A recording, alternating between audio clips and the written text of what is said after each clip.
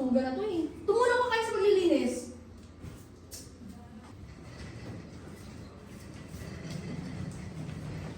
Kita nyo. Hello mga taxi. Sino ka? Paano ka nakapasok dito?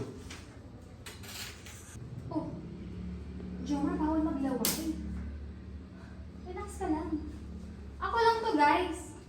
Si Gwen. Ang karma niyo. Ako lang to. Si Gwen. Huh? Heidi at Jomar. Ate? Huwag mo kong maate-ate, ha. Wala akong kapatid na kasi pangit ang ugali mo. Mahal, yung nangyari sa atin At dati. wala rin tayo. Nangyari na yung nangyari. Pinakita niyo na sa akin yung mga tunay niyong mukha.